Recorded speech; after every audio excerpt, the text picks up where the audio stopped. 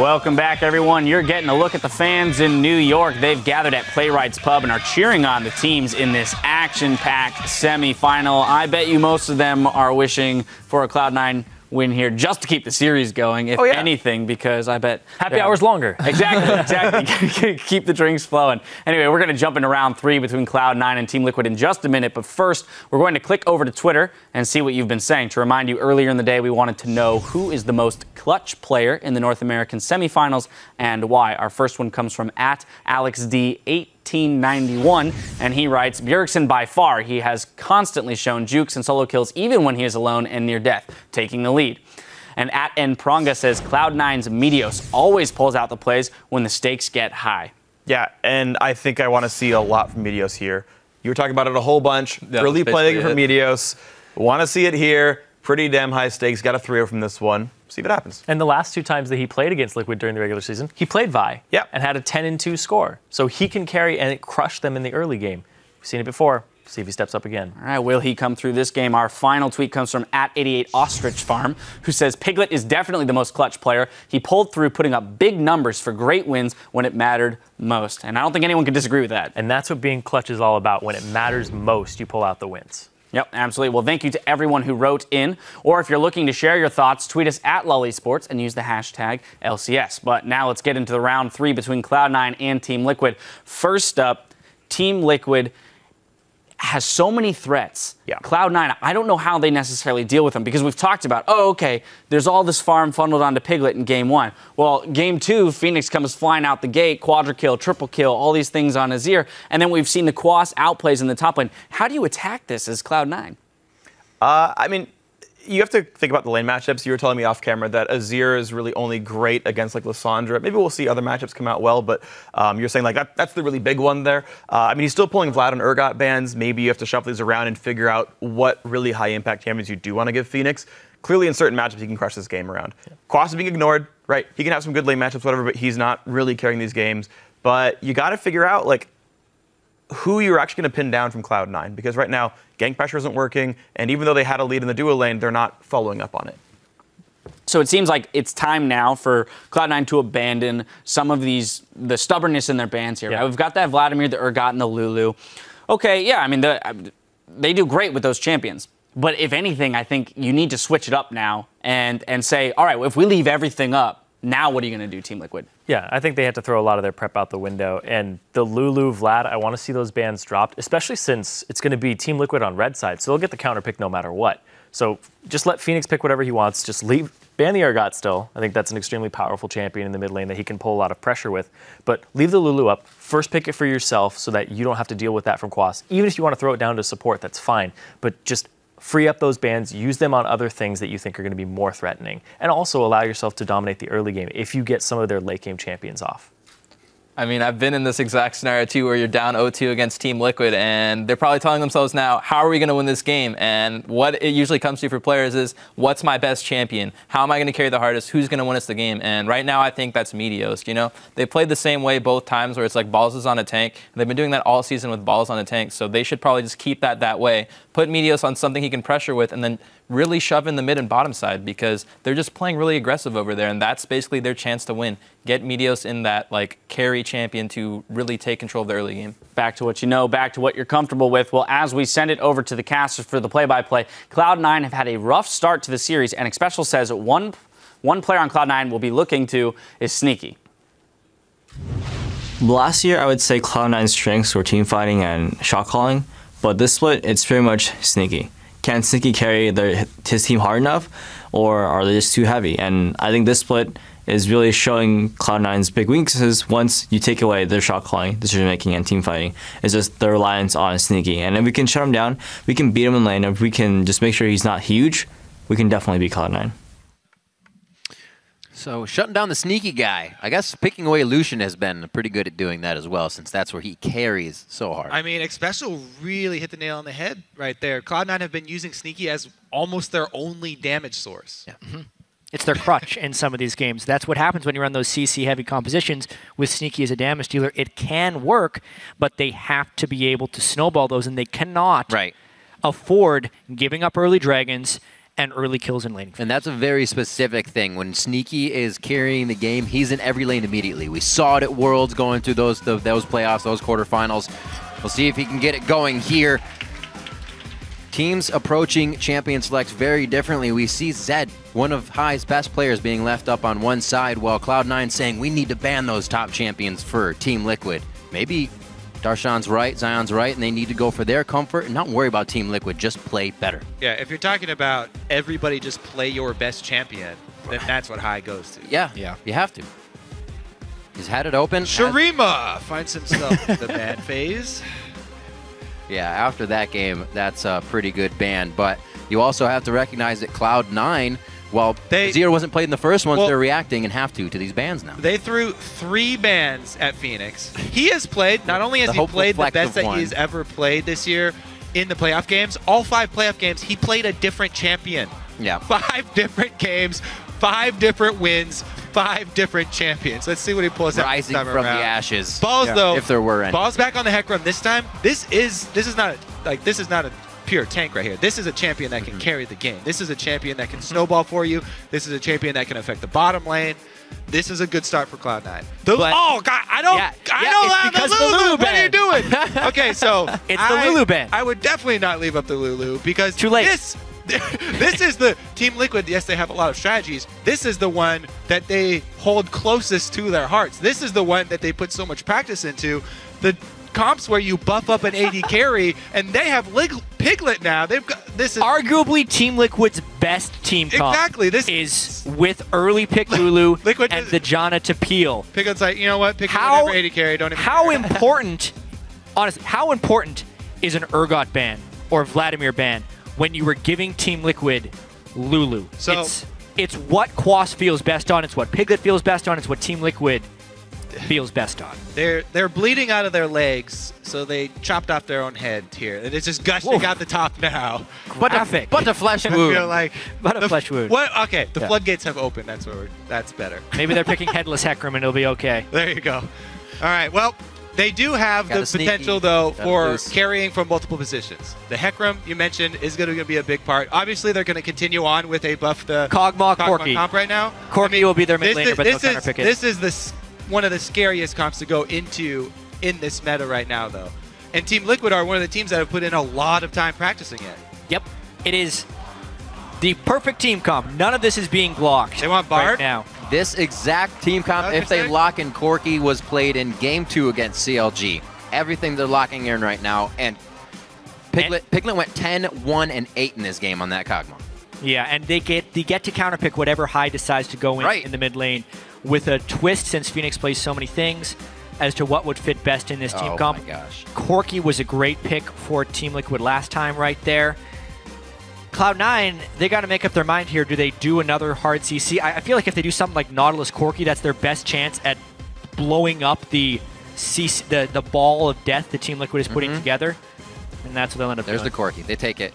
So, yes, Team Liquid giving them a Juggernaut or buffed AD carry or Death Ball or whatever you want to call this is scary.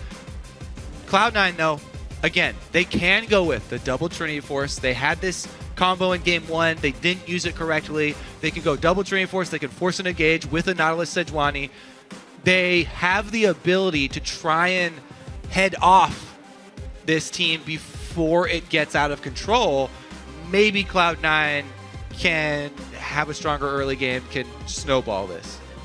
Yeah, there's obviously ways to beat this Juggernaut. It's not an unbeatable set of champions. I really feel like Team Liquid was hoping to get Corki there. Lulu mid. Is that where that will go? That would be an interesting wrinkle and would really lower their damage overall. Absolutely. Also, it would give Team Liquid point man to absorb the Sejuani ultimate. That's whoa. I think they just had to call an audible on their own strategy here with what happened in those last few picks of Cloud9, and that may have thrown Team Liquid off. This could be a very flip side game here. If Cloud9 wins, that's huge momentum for them, and Liquid loses on one of their best compositions. Speaking of sources of damage, very, very, very few here. It's all about the Kog'Maw. So Well, Lulu, what was the best Lulu, composition? yes, is going to add a decent amount, in the mid game. and buff up the Kog'Maw, but yeah. Cloud9, if they can, punish some mispositioning. Single point of failure now for Team Liquid. They no longer have... They also really lower their poke damage with the Psy on top overall. It definitely makes them a harder tank ball to cut through. I mean, Sion is hard to kill in the first place. You add the fact that they can jugger Sion on top of that, or however you want to call it, and he's even more unkillable.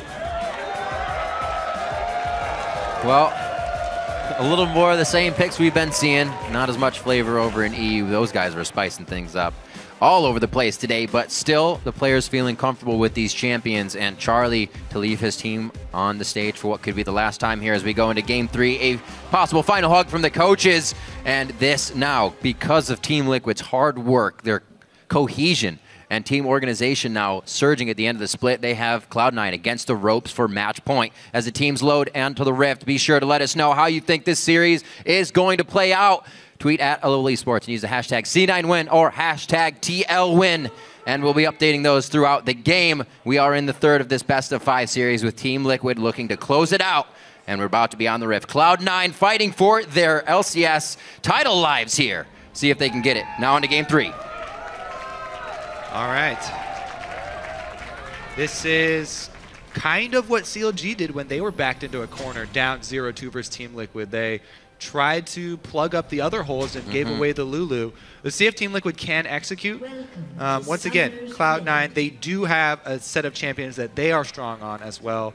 They have some important moves. Interesting from Team Liquid here, though. An odd level 1, 5-man down bottom. Sneaky will get the early warning. Spotted out immediately. Yeah. So pretty much foiled that plan. Well, they're just brute forcing their way into getting lane swap wards.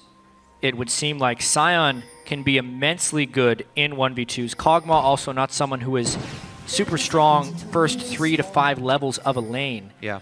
Lane swaps is actually something that Team Liquid desperately wants this game, but they are trading lane swap scouting. So at this point, if Cloud9 really wants to get the scouting information, it's available to both teams.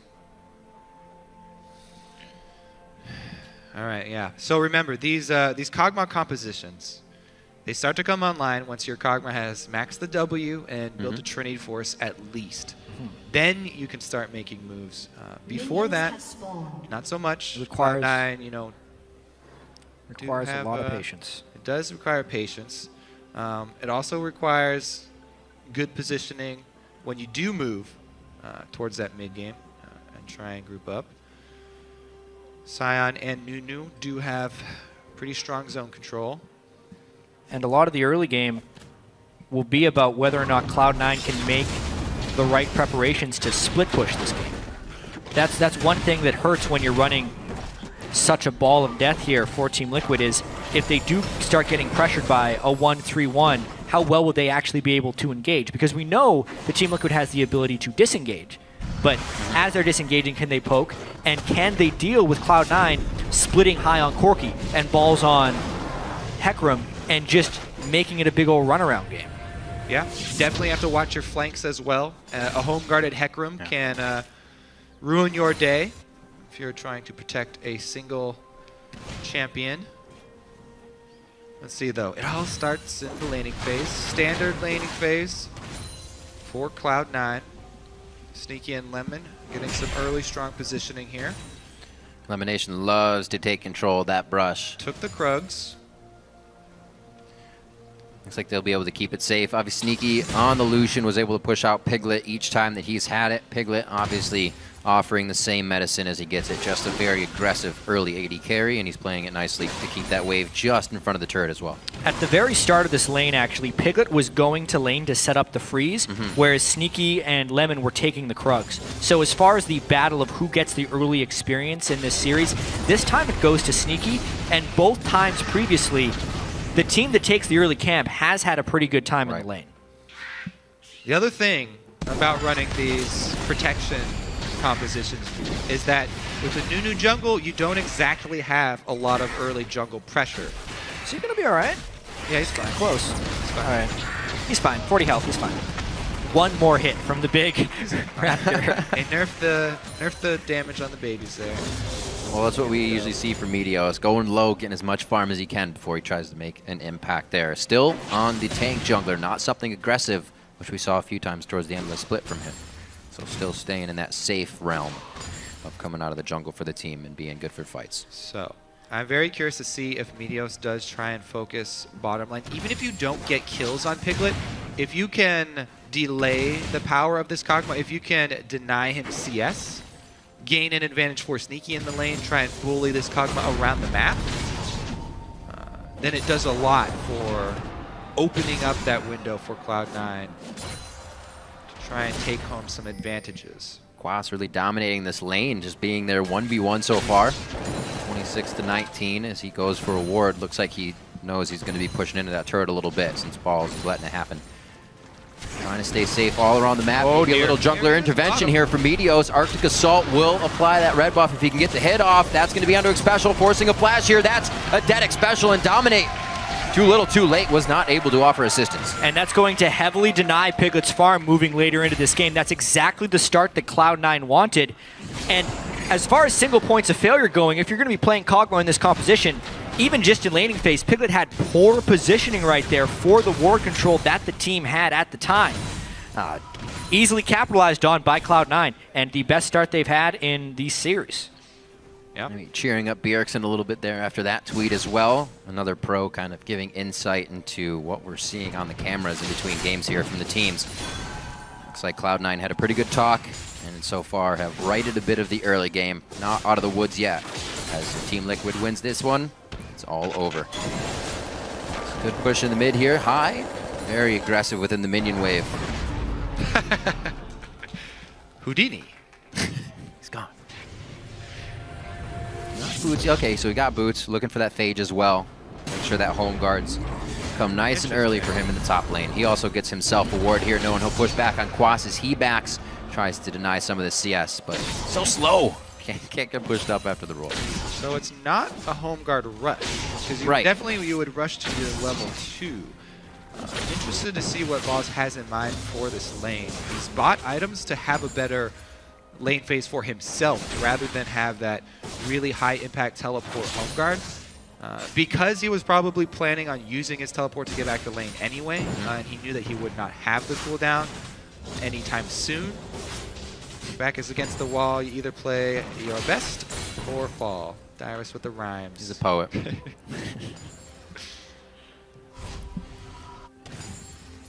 Let's see.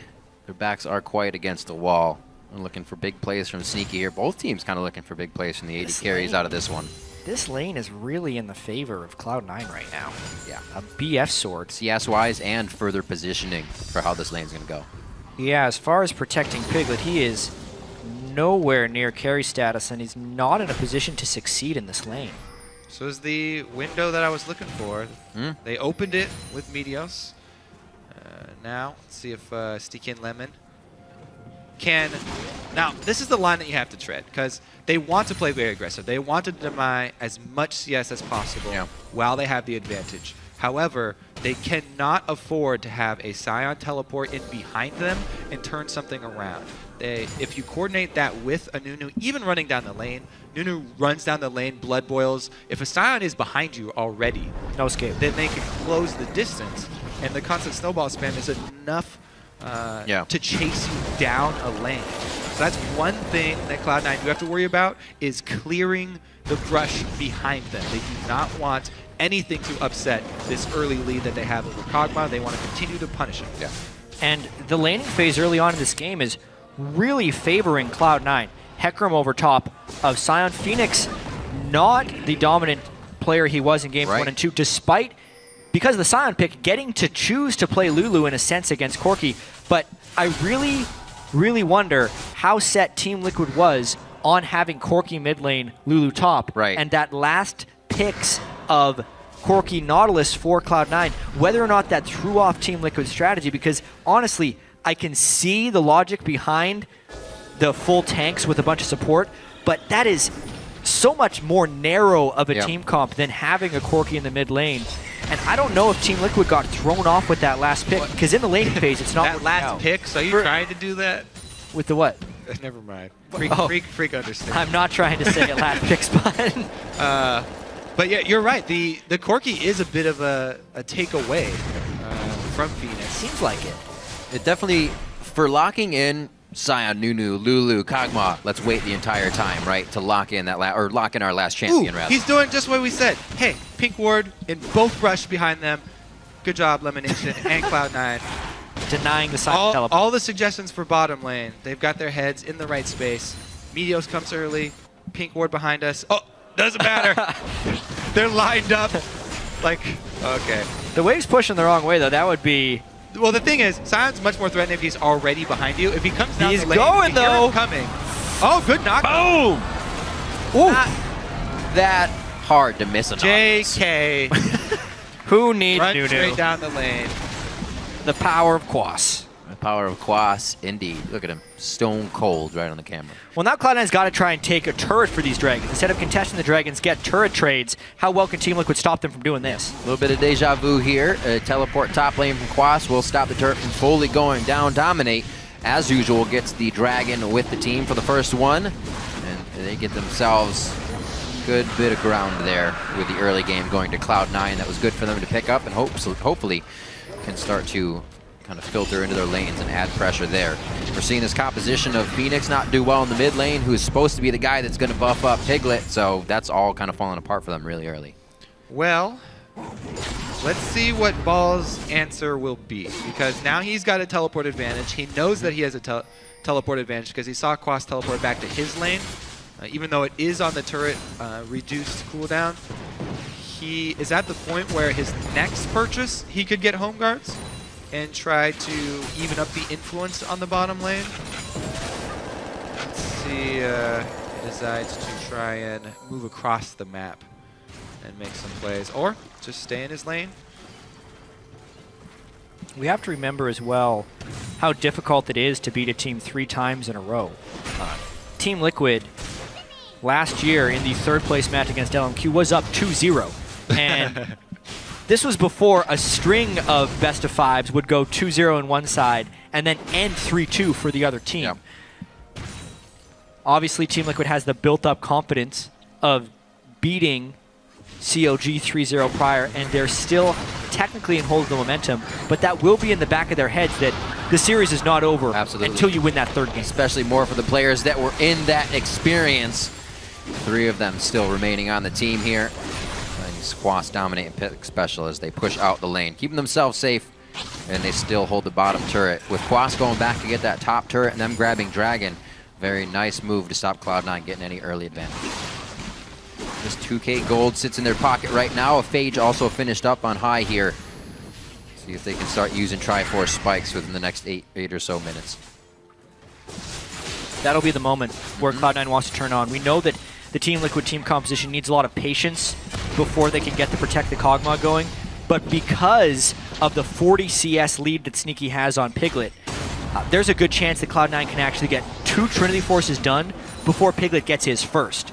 And if Cloud9 can force during that window, they could take complete control of this game. Very aggressive trades as well towards the bottom lane. You can almost see on the minimap the icons just laying on top of each other the entire time as Quas balls go head-to-head.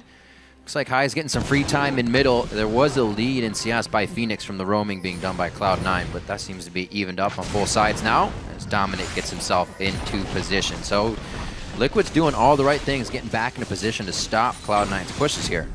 But neither team's getting too much out of this lull. Yep, Dominate early sights on Nunu, no surprise there. Tries to get vision down for his team, tries to provide that early warning system so that none of the side lanes fail. Trying to ensure an easier income for their Kog'Maw on the bottom side. It's all about the waiting game. But Piglet is a time bomb in this one. He is. Most of the wards are being used fairly defensively so far for Team Liquid. And they still haven't been able to completely clean their jungle. That's not really a big problem for them because, as we've already seen, Sion with the lane ganks or Sion with the teleport is what the real issue is going to be. And they don't really have a heavy ganking jungler, so the moves coming out of the jungle won't really be that surprising.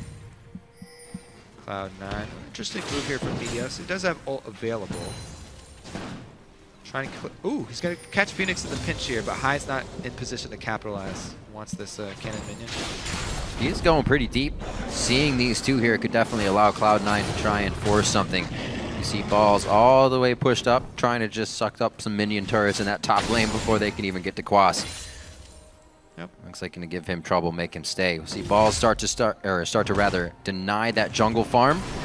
And looks like they're the one making moves here as Team Liquid's going to try to figure it out. Cloud9's going to try to give themselves an advantage.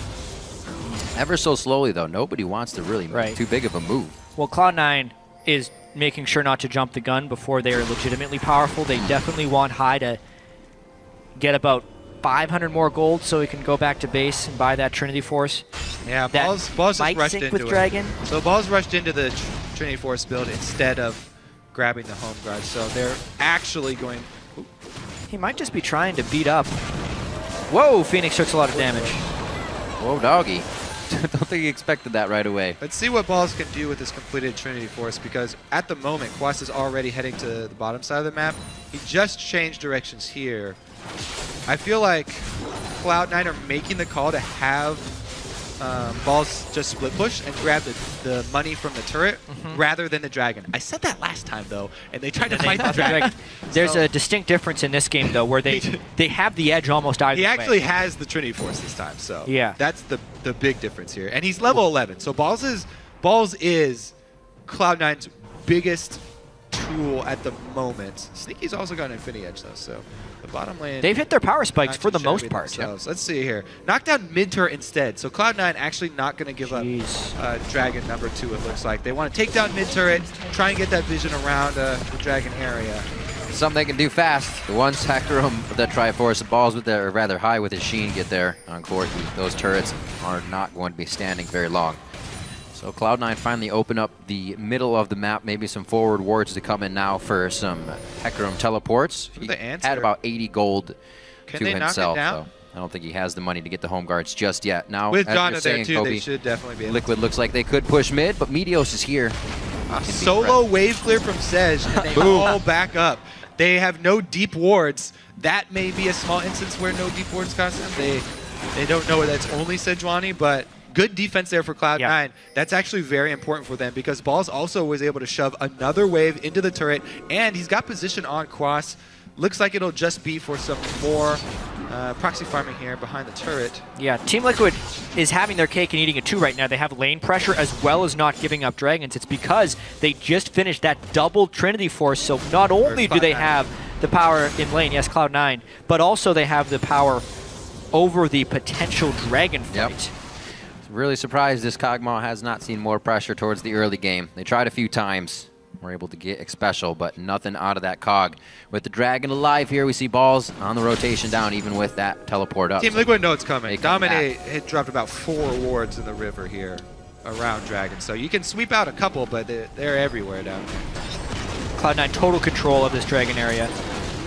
Now, and they can even teleport back to the top lane if they want to save things off. This is Cloud9 really taking it to Team Liquid in the early game.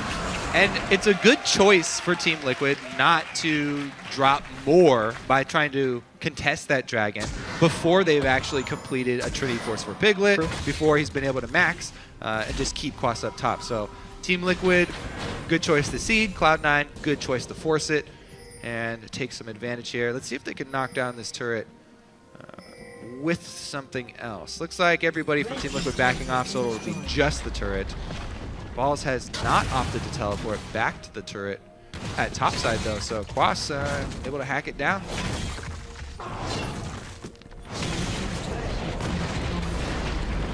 This is the lead for him in the top lane. Keeps it strong. That's 1-1 now on the kill board. 2-1 in those turrets. It's finally one that Quas was able to pick up. If they can do the outer line, that's a huge surge in gold for them, but that could be the 3K difference they're looking at right now. What I want now for Cloud9 is for them to force more objectives. That was a good start. Right. But they need to continue to press their advantage right now. Yeah, I mean, especially with Kog'Maw off in this side lane, potentially freezing. It looks like he's going to push off the wave a little bit. Cloud9 basically has to go top lane or hard 4 to 5 man push mid and just start taking the turrets in a chain of events. They need to keep pressure on multiple locations, one guy shoving the lane, probably balls, everyone else farming and pushing, and never letting Team Liquid group up with power split. And I think that they have that idea. That's why they had balls hold onto his teleport. They want it for a cross-map play. They want to make a play soon. They don't want to have to wait for 4 minutes.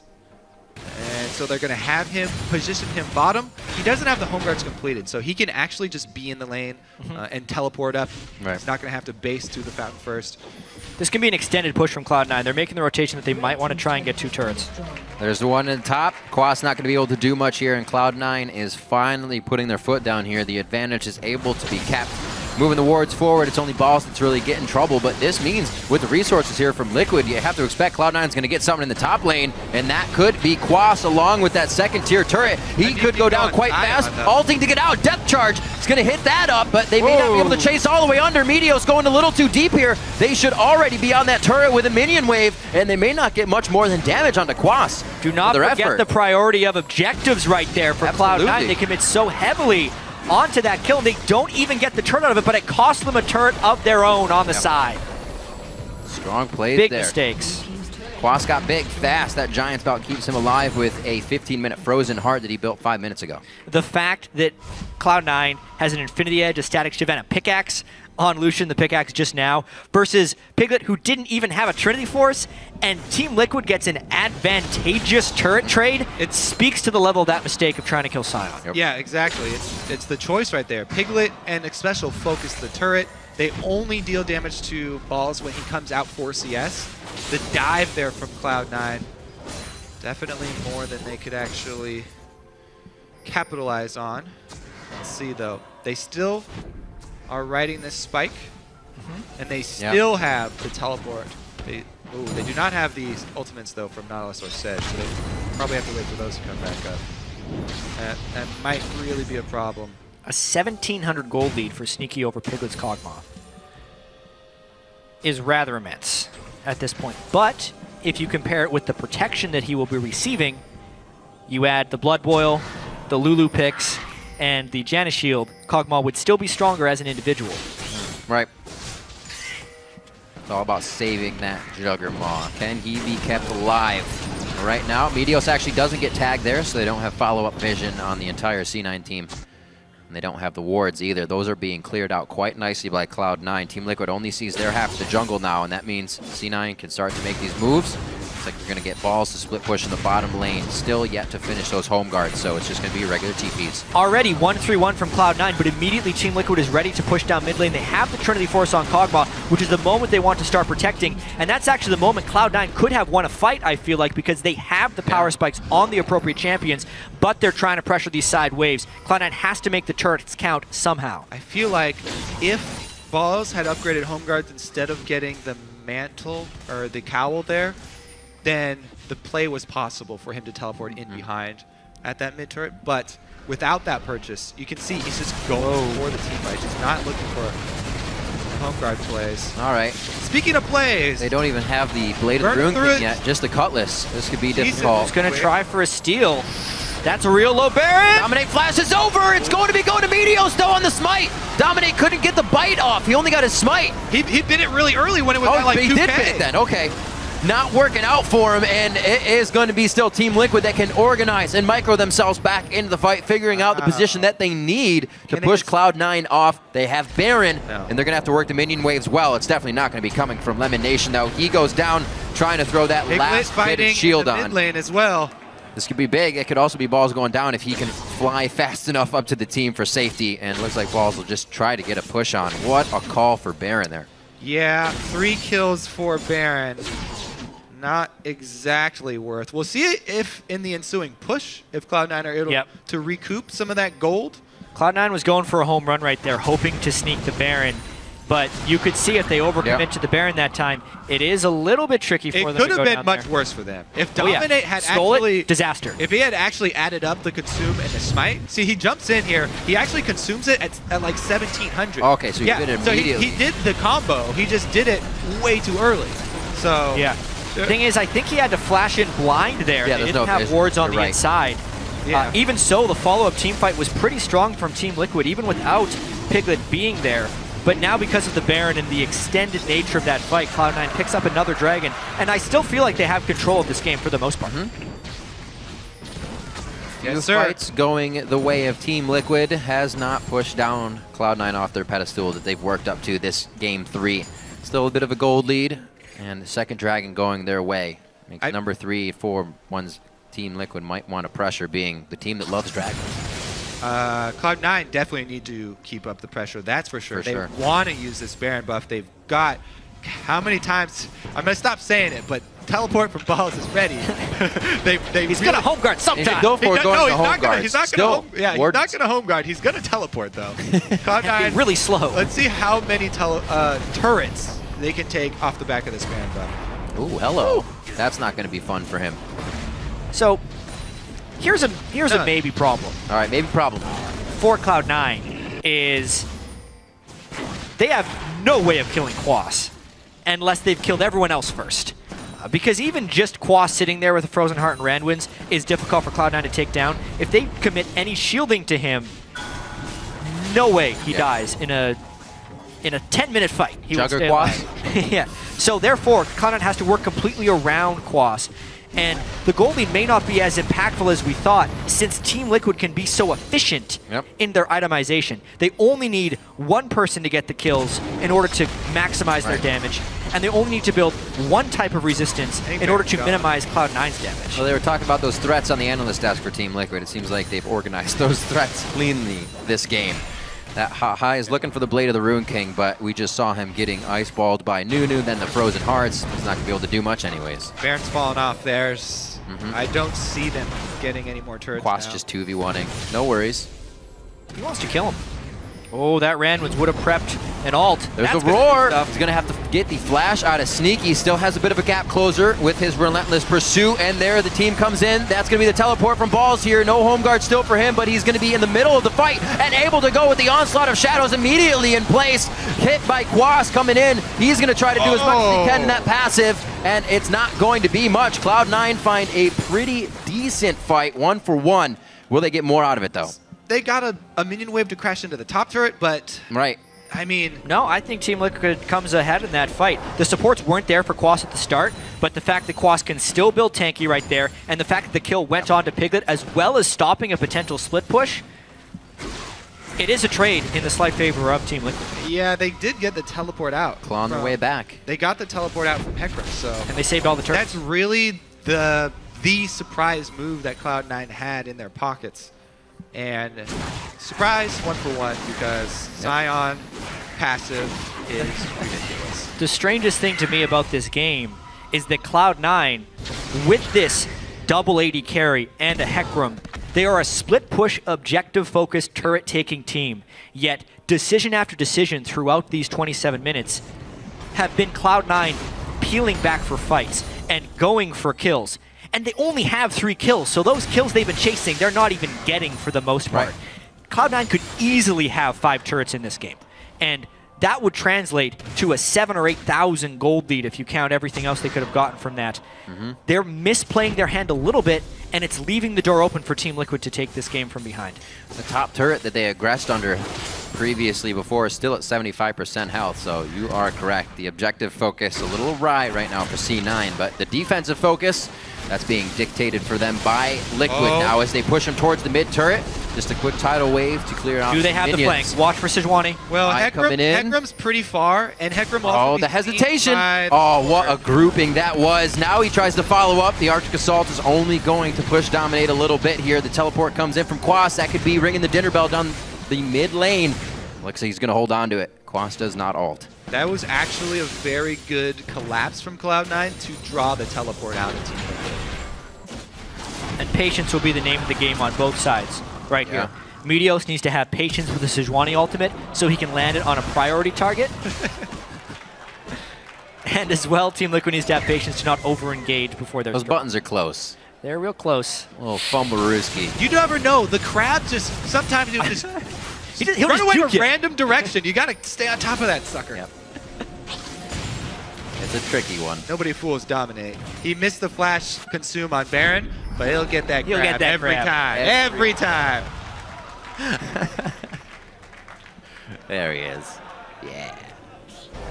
Oh, clearing wards too. He is versatile this game. Trying to be omnipresent, stick with the team. He's participated in 3 of the 5 kills with those assists. And he is also the owner of a Frozen Heart as well, as they stack 2 of those.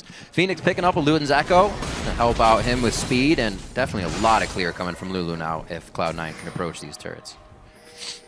We did have that soundbite from X Special about how heavy is the rest of Cloud9 for Sneaky to carry them. Well, Sneaky is doing extremely well this game, and he's going the right itemization build. If he finishes Blade of the Ruin King with Last Whisper being completed, there's a chance he can start cutting through some of these tanks and shields from him. How heavy are the tanks on the front line of Team Liquid, though? He's got a lot of meat to move. He's got so much work ahead of him trying to push those guys out. Oh, this is a lot of people close to each other. Maybe we get a fight here. Party in the Bramble Pit! Big Balls flies in with Onslaught of Shadows. The Monsoon kicks back Cloud9, but can they organize and assess who they want to kill? Yeah, it's going to be Dominate first. They melt him down. Meteos over the wall now, and this is Cloud9 not following, not going for the fight. Can they get something out of it, though? Unfortunately Their not. HP is very low. That was a big, big one. They are going to ping Baron right now. Yep. That's very risky just because the shields from Team Liquid, they can oh, okay, they're just going to go. Well, they're just going to try and burn it down. It's not a 50-50 smite, so Boss would have to ultimate right now. There he goes. Hits it. Oh, he makes it into the pit, threads the needle, the Baron entrance. He gets in. Cloud9 is all tanking that Baron before it went down. Ball's going hard on the Piglet now. Phoenix and Special very low. They clean up Quas, but his death body is going to be very scary. They leave Lemonation in the pit by himself. Great shots from Sneaky to take down Quas, and Cloud9 have completely put themselves in the lead here, without a doubt. This time, they put it all on the line for the Baron. Take it, because Nunu's down. No threat there, even with Quas jumping right in. Ooh, it paid off for Cloud9. This Baron buff, they really, really need to make count. Oh yeah, and you could see the lack of damage there from Team Liquid at this point in the game. The Scion not contributing, the Nunu not having a Blood Boil to help out Piglet, and everyone on Cloud9 getting away with slivers. The diving from Balls as Hecarim and the sustained damage from the double AD carries is doing its toll right now. Cloud9, smart take for this Dragon. Using those advantages very well now. The map is obviously going to be clear of Team Liquid bodies for the time being. Easy breathing room here for Cloud9 to extend that lead even more. The 3rd Dragon now, 4 and 5 are very close, and they'll probably be theirs. But they got to get these waves pushed out first. This bottom wave was gigantic, so Sneaky could be going for another one here. How many swords can Sneaky buy? Because he needs every single kind. Now with the Bork, he actually has the means to chop up some of that frontline meat. He's already got the armor penetration. He already has Infinity Edge crits. See if this is the push that Cloud9 take inside the base. They really, really have to focus this one. Because after that last fight, crucial part of that last fight, Piglet is down both summoners. Yeah, and it's not like Balls' Hecarim is an easy target for Piglet to slice through. No, this is a guy... He doesn't even have his 3rd major completed item. And Quas has been building for these team fights the entire time. He still doesn't even have home guards. He's going full on, sit on Piglet's face with the Frozen Heart and try to deny his damage. Try and contain all of that throw up from Kog'Maw. Yeah, the poke coming in pretty heavy from Cloud9 here. They're making this Baron count, finally focusing on the turrets. Top lane split push, mid lane take it down. It does not look like there's much that can stop this Cloud9 team. Yeah, where's the hook? Low from Piglet the poke. at 33%. They're just brute forcing their way in. Lemonation doesn't even really throw the hook on that one. He's just walking around being Nautilus. Ball's going to tank the turret for the team as they head to the top lane here. Most can make it through the wall, but Lemonation can't. Oh, they leave him out to dry. He's tanky enough, however, to keep the fight going.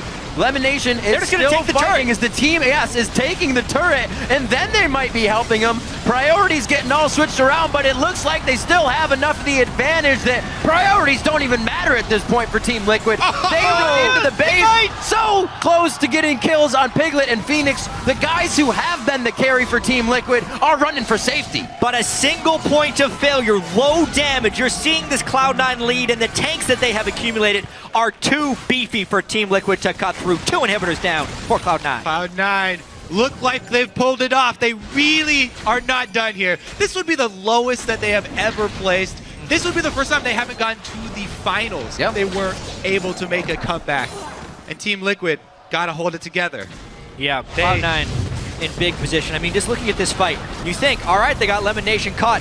Easy, right? Piglet is in the back, though, can't immediately damage. And Cloud9 says, you're going to waste time with the support. Time to kill the turret. Sneaky is a huge damage threat. Piglet is immediately in retreat mode because of the Sejuani ultimate that Meteos was able to extend onto Piglet.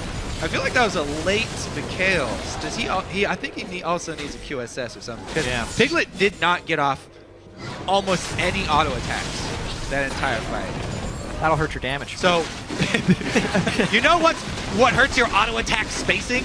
Not being able to auto attack. Absolutely. I'm gonna remember that one. Auto attack spacing just goes up with attack speed. Quick tip. Not even really getting the living artilleries out from the back either. 4-0-1, and he cannot be the Cogmaw that needs to carry this. Phantom Dancer will definitely be good assistance to getting and chunking through Meteos and balls right now. He has the Blade of the Ruined King, but still all eyes on Piglet as he picks up that red buff to help his spacing out a little bit. Is he ever going to finish Phantom Dancer? All right, finally. Okay. He completes it. Still no Last Whisper. He was waiting till you said so. Would have to be his next item, I'd imagine. Cloud9 can be patient with this as well if they need to be. 2 waves of super minions, and Team Liquid only has 1 person who can clear those minion waves, and it's Cogmaw. If Cogmaw clears a minion wave, the 3rd inhibitor falls. Cloud9 just needs to be patient. The clock is ticking as the minions enter the base in both top and mid wave. Oh, Sneaky. By himself in a very scary spot. Does get hit by Quas there off of the ultimate. He's going to die immediately, and it looks like Cloud9 may have to rethink this fight. Dominate's coming out quick. He's the one with the Blood Boil and the Wild Growth on, so he tries to continue initiating, but there's not enough chase, and it looks like Cloud9, even with losing one of their damage threats, can still keep going. But make sure everybody's on the same page first. Fighting with the minion waves as best they can. Cloud9 sticking around with no Sneaky here. No Sneaky, no Baron. Try and handle the supers. That's what they were waiting for.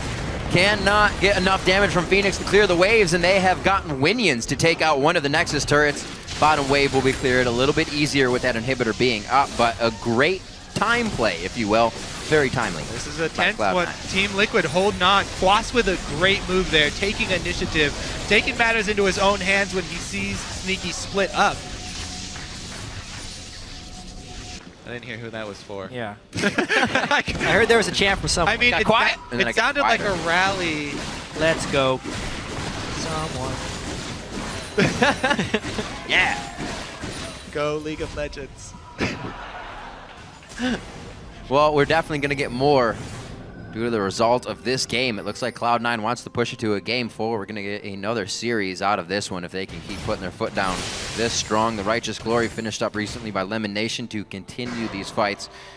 And even though Piglet's finishing up all of his damage, he's only going to be eating more with that Thorn Mail onto balls now. So not even getting easier as they get to this later. He's gone double lifesteal this early in the build because he knows he has to fight through the Hecarim. But as far as actually trying to get back in the driver's seat for Team Liquid here, without their base to help manage minion waves, since all their buildings are dead, they're in a real tough place. It does feel like Cloud9 still just needs to be patient here. Control the area around the Baron Pit, and then just take the Baron. Man, to see how much that put a kink in the idea of Team Liquid and Champion balls Select. Get caught. Oh dear. That's the vision on him. Phoenix is coming in with Whimsy. 5 seconds of speed there. Forced on the onslaught of Shadows to get out. This is going to be Baron going down. They take down Dominate with the help of High over the wall, firing some of those missiles. And remember this, Lemon's a little too tanky to take down. This fight went for Cloud9 last time it was in the base. Piglet dies immediately. A Cathian Surprise is going to take down High. It actually does not take him down. He has a sliver of health. GG. That's going to be it. Amazing. They power their way through this one. Clean up some extra kills here on Quas. And they are going to take this You look at the damage of Team Liquid, though, and the damage of Cloud9. These protect the carry strategies are so one-dimensional. At this point, if you can't win a team fight, you can't do much. And every time they ended up trying to team fight, Cloud9 took them down. Sneaky is huge. Next inhibitor turret is going down. This should be game. With their backs against the wall and a stutter step in Champion Select, Team Liquid fall here in Game 3. 12-8, 38 minutes in. Cloud9 stays alive, and we got a Game 4. These best-of-5 series. Woo, that sigh from Balls, the whole team as well. A big sigh of relief there that the hopes of the title are still alive for this spring split. Yeah, congratulations to Cloud9 for winning Game 3, so their season and hopes of the NALCS championship remain alive. They still know they have a lot of work to do, however. They need to be able to do what Team Liquid could not and win 3 games in a row if they want to move on. Doesn't this set up the 3 games against Liquid again, though? The curse? Oh, man. Once again, it could come true, but they've shown different this year. That was pretty apparent from Champion Select. They had to call an audible, and it wasn't something they were ready for. Every game that they've played so far was kind of dictated at their own pace, making Cloud9 make mistakes. But when Cloud9 got that upper hand, it was pretty clean for them. 3 bans on Phoenix. Always, right? Ban that guy out. They kind of force them, kind of bait them, let them go for the Lulu mid. Yeah. Right. And literally the almost same composition. High has control of the mid lane. Boom. That was pretty big, the fact that High had control of the mid lane on that Corki. Yes, Cloud9 won that game. I hate to be that guy that harkens back to Champion Select. I'm still surprised that Team Liquid locked in Kog'Maw with Corki on the board, because they have had success with the exact Corki Kog'Maw and the other things around it, team composition in the past. And it's not like Cloud9 is going to take Kog'Maw with no protection. It could have been an easy last pick to lock it in, and because the Corki got taken away from them, they lost that extra dimension in their team comp. They were overly tanky, single source of damage, and Cloud9 split pushed them to death. Well, with that win now, Cloud9 are on the board. Gentlemen, the fans are happy. They were cheering for Cloud9 as they came out. I guess it gave them a little boost of power. So right now we're going to send it over to the analyst desk to walk us through their first win of the series. Thank you, Riv and Cloud9, making me a liar there. I get to join the table of liars, the liar desk, losers, whatever you want to call it. How does it feel to be the head of the loser desk? I mean, the head of the losers is better than being just a loser, right? I guess. I'll take it. Anyway, let's talk about Cloud9's victory here, because we were actually kind of pushing them towards maybe putting more pressure onto Sneaky's shoulders, grabbing that Kog'Maw for him, and going into that, hyper carry ADC kind of a team comp. Well, they do the opposite. They give it away, and they still come out with the victory. Well, it's interesting. I know I floundered around a whole lot when you're like, what should C9 do? And I'm like, it's like 17 things they could do. They went with the, hey, Balls, go be crazy one, right? Because he did great in Game 1. He beat up Quas there, and he just managed to follow through on it. And I know you were like the entire game, like, oh my God, Balls is huge. He's getting bigger and bigger. He's like up 100 CS this game. He was like level 18 for everyone else. And right at the very end, you heard the commentators say it, getting split pushed to death, right? Like, you have only one threat. It's only the Kog'Maw, and Hecarim's going to keep applying pressure and keep making life difficult. C9 got a Baron off of it, and then they just kind of kept control. They kept a gold lead, and there was really no easy way in for the Kog'Maw-based composition, because there's too many things going on. You can't react to all of them. And something I liked, the adaptation there, was they didn't ban the Lulu. They left it open. They basically baited Team Liquid into picking this comp, because as soon as they get Lulu, they're going to go Juggermaw full on. And then Meteos just started ganking bottom. He put the pressure in the lane that they had that was winning and just shut that down. He's like, all right, immediately push that out. And then CS advantage across the board. High was able to keep even and a little bit ahead of Phoenix at some points. Yeah. And the fact that he picked a very safe champion for him, I think is something that Cloud9 needs to continue to do this series. Because on Lissandra, he was having basically no impact and falling behind. Yeah. On Corki, you can have like pretty moderate, even no impact, but he'll still stay up in CS. He'll stay safe, and I think that's really good for High. Yeah. Sorry, go ahead. I think like the 2 biggest things this game that happened for Cloud9 that was really important is, first of all, they got High on a pressuring mid lane champion, Corki. I feel like Corki's like his best champion right now in the meta, where he's pressuring Phoenix in. Phoenix isn't on his best champions, and when Phoenix isn't on that Azir, that Vlad, that Urgot, he doesn't have that pressure that he usually does on those champions, and he's not like doing as well. And the other thing is Meteos got that bottom lane pressure off. Even though he was playing Sejuani, he got Sneaky ahead. He got him snowballed so that they could just keep pressuring and snowball the game with all that split push and just constantly farming up while Team Liquid couldn't do anything with their carry comp. And I think that Corki pick is just going to be very important for the series. Yeah, looking at Team Liquid and how they seem to be caught off guard with that Corki pickup. We talked about the possibility of them having to pivot into that Sion pick. And I mean, we can't, obviously we can't confirm that. You see them here on your screens. They're clearly talking about the loss that they just got handed, and they're going to have to regroup and try and come back and make it a 3-1. But without knowing whether or not the Lulu was always intended to go mid, I have to wonder, when Phoenix was applying so much pressure in the mid lane and really having a handle on that matchup, they put him on to Lulu, and he does struggle a little bit against that Corki. Yeah, I think it's a bit of squandered resources here, right? Like, Phoenix hard carried game 2. He was like the reason they won. He dunked on lane, and then he absolutely crushed team fights. I want to see him on an impact champion. I think Team Liquid can reliably expect Phoenix to be a bigger threat than High, provided they give him a half-decent matchup. Lulu and a Corki, not really a great one. I want to see him with something actually much more aggressive, something that can make a whole bunch of plays. And there's more champions there. He can play Xerath, he's a good damage threat. He can play some Ahri, he can play some Zed himself, he can play Cassiopeia. All these are very good high-damage champions. I think the biggest question for this game 4 is how deep is Phoenix's champion pool really? Because usually in a best of 5, you run one strategy, and you keep running that strategy until they beat it. And finally, Cloud9 found something that works. They banned out 3 mid-champions from Phoenix. The question is, does Phoenix have a 4th champion? Does he have something that he's that strong on? Maybe it's Corki. Maybe they're going to take away Corki. I feel like the Lulu going mid instead of going top was not that impactful for Team Liquid. Yeah, that's the thing, is they need pressure from that mid lane. They did have the Sion, but he got 4 levels behind, down 100 CS. Like, throwing a Lulu up in the top lane, that same situation is going to have a better time, right? If you're 100 CS down as Lulu, 4 levels down, you're like, oh, I'm still doing Lulu things, I'm still buffing the Kog'Maw, right? If they're mid laner, they could have picked pretty much anything in that situation, and it would have been a little bit better for them, because they would have had another threat, because it was all on Piglet's shoulders.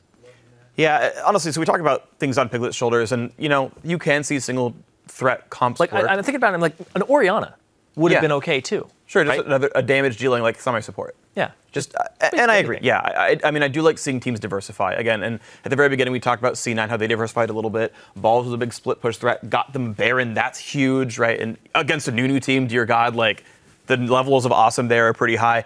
But it was cool to see C9, like, have everyone pitch in, right? So much of this game is on Sneaky's shoulders, and Sneaky is still performing. Even in losses, I feel like Sneaky's score lines and contributions are quite high. But he crushed the bottom lane, and he got help, so good job everyone else, and then crushed bot lane even harder. High won his lane, sick. Balls won his lane, also sick. And so everyone here is contributing from C9. And like you were talking about how deep is Phoenix's champion pool? You know, can he be brought down? Well, High got brought up, right? We're like, all right, coming into the playoffs, High can play Liss and High can play Zed. And we saw Liss get stomped. We saw Zed basically getting preemptively counterpicked. Well, Corki's here, though, by the way. And, like, if High can keep putting in these performances and going 10% above Phoenix, then this is almost an easy series for C9. We're almost seeing the number of power players on each team shift as we saw the pick and ban phase alter, right? Because you get rid of all of what we said was Phoenix's power champions there in the mid lane, and then you take the Corki away from him. You're relegating him to someone that isn't going to be a playmaker, if anything, and then also someone that he might not be quite as comfortable on. In the meantime, you therefore boost High's performance. Someone who in the previous games had already played, and we said, he didn't play so great on his first Corki game, wasn't that impressive. But when you give him the edge in that mid lane, he can use that to his advantage and strengthen their team. So I feel like for Team Liquid, their challenge now is to get back to that multi-threat strategy. Because in that game, they were a single threat. And here's the thing about Liquid. Best of 5s are what they love. We constantly talk about Team Liquid, how they have a million strategies out there. When they played CLG, they played 3 different comps. Here, they've played roughly 4 different comps here. Okay, Juggernaut's not the comp. Toss it out. You got 2 more games to play. Whatever. They're going to have other things to play here. I'm so confident that Team Liquid have other comps to play. The question is now just momentum, right? Does it crack at the seams? Maybe. Like, we saw them, summer split against LMQ. They started 2-0, then they lost 3 in a row. This is always a possibility. Lastly, again, as we have Team Liquid back up on your screen, Zion, momentum. Freak just touched on it. They started up 2-0. They've been in this situation before and had it run back against them 3-2. I mean, these discussions right now, you've been in this scenario as well. What are we talking about here? What do you ignore as a team, and what do you focus on in order to make sure you can come back in with the right mindset to pull out a win? I think what a lot of people don't realize, the momentum is literally one of the biggest, if not the biggest factor going into the long series where it closes up like 2-0, 2-1, like 2-2. The pressure's on, the pressure's mounting. Like, do you have somebody to bring the team back up, to focus in on what's important? Like, you don't want those doubts in the back of your mind, like, are we actually going to lose this? Like, are we actually good enough as a team? You need to be as a team, and you need to unite yourselves, and that's really hard to do sometimes when you're losing games like that and you're not really sure what happened. All right, well, we saw them there finish up their discussions. Hopefully that means they are all on the same page and they're ready to go. Cloud9, though, have kept the series alive with that important win. After the break, we'll see if they can keep the momentum on their side, rather, in Game 4. Don't go anywhere.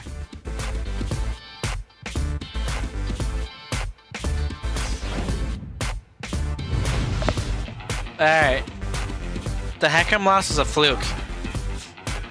Heckam 100% win rate, OP. Confirm, let's do it. That's a real low Baron. Dominate flashes over. It's going to be going to Meteos though on the smite. Dominate couldn't get the bite off. He only got his smite. Oh, he makes it into the pit. Threats the needle. The Baron entrance. He gets in. Cloud9 is all tanking that Baron before it went down. Third set. They're killing Lemon. Phoenix is half. Keep me going. We can fight. Careful. Piglet. I'm coming. Piglet. Oh, I can't get there. I got him. Wait, maybe? Lemon's a little too tanky to take down. This fight went for Cloud9 last time it was to the base. Piglet dies immediately. 12-8, 38 minutes in. Cloud9 stays alive, and we got a Game 4.